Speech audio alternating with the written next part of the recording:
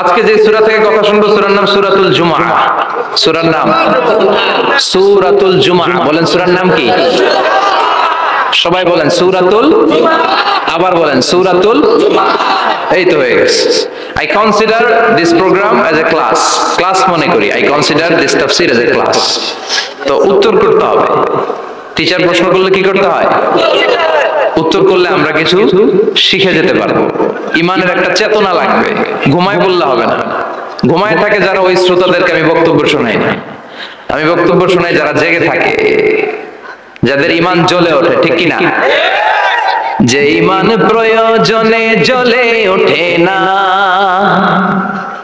যে ইমান সত্য ন্যায়ের কথা বলে না, যে ইমান প্রয়োজনে জ্বলে ওঠে না, যে ইমান সত্য ন্যায়ের কথা বলে না, যে ইমান বাস্তবে নাই, যে ইমান অন্তরে নাই, মুখে শুধু ফাঁকা বলি, কি করে তারে বলো ইমানে বলি, কি করে তারে বলো ইমানে বলি, কি করে তারে বলো ইমানে বলি, ঠিক কিনা?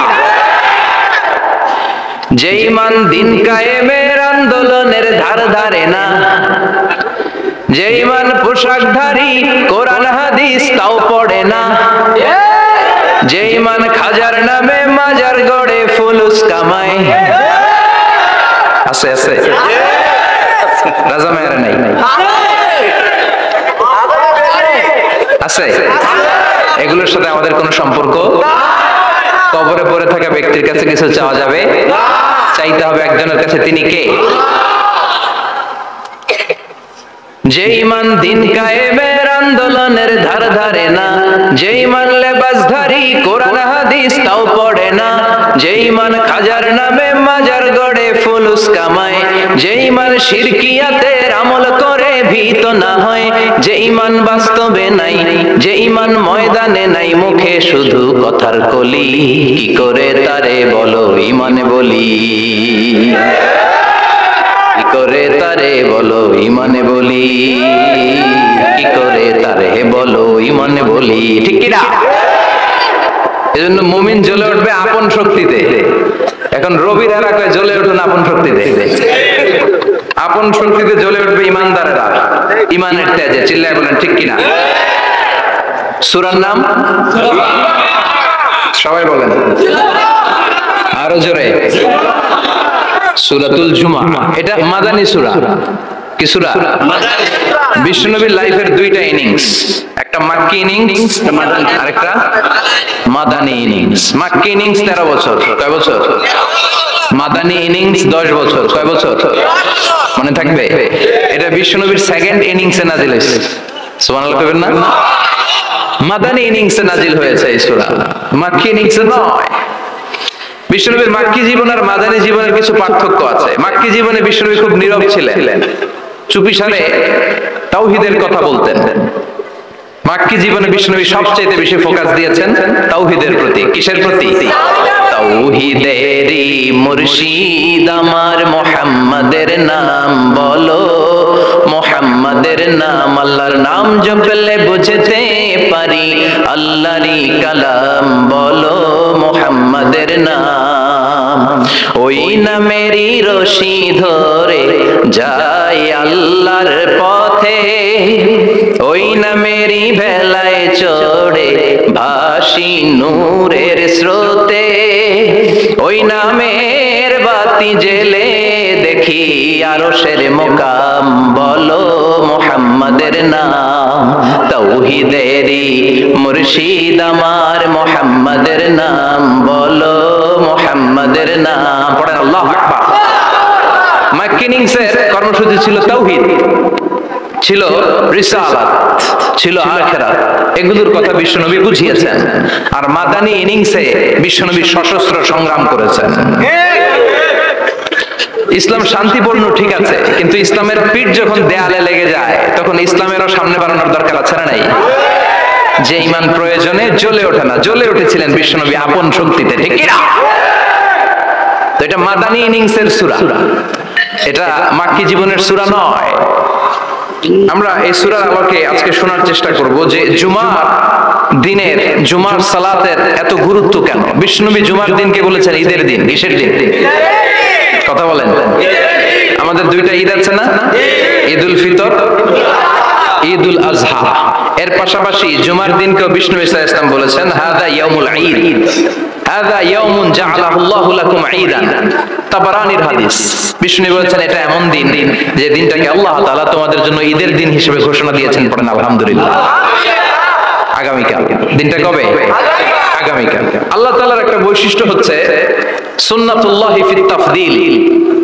এক এক জিনিসের উপর আল্লাহ এক এক জিনিসকে বৈশিষ্ট্যমণ্ডিত করেন, মর্যাদা দান করেন। ফাদ্দালা জামানান আলা জামান কামা ফাদ্দালা মাকানান আলা মাকান, ইনসানান আলা ইনসান। আল্লাহ ব্যক্তির উপর ব্যক্তিকে প্রাধান্য দেন, আল্লাহ সময়ের উপর সময়কে প্রাধান্য দেন, আল্লাহ স্থানের উপর স্থানকে প্রাধান্য দেন। এটা আল্লাহর সুন্নাত। এটা আল্লাহর কি?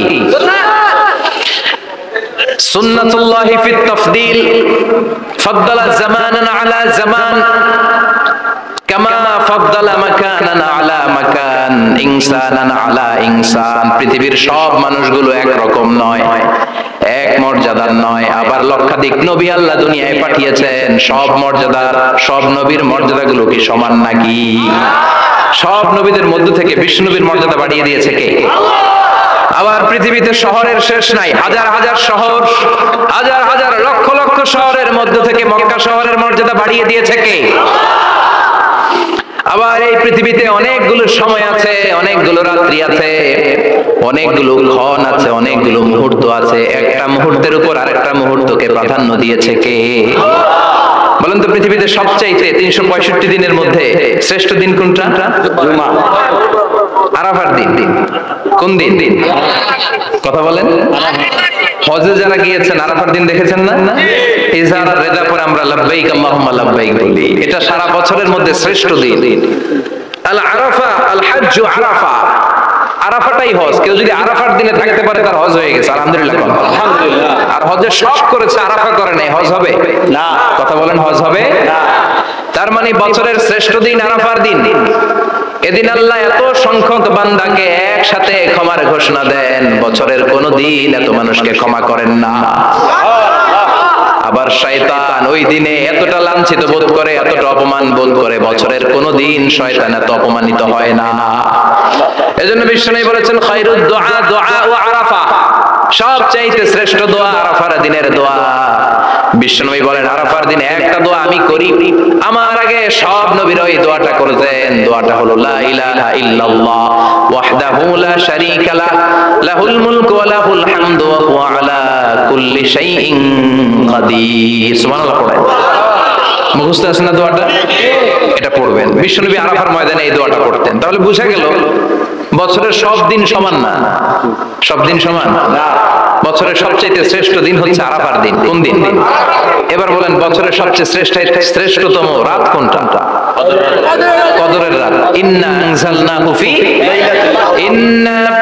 আনজালনাহু ফি লাইলাতিল কদরি ওয়া মা আদরাকা মা লাইলাতুল কদর। লাইলাতুল কদরি খায়রুম মিন আলফি শাহর। হাজার মাসের চেয়ে সেরা। ওই রাতে ইবাদত করলে হাজার মাস যাবত ইবাদত করলে যেই সওয়াব, ওই পরিমাণ সওয়াব আমলনামায় তুলে দিবে কে? শ্রেষ্ঠ রাত, কদরের রাত।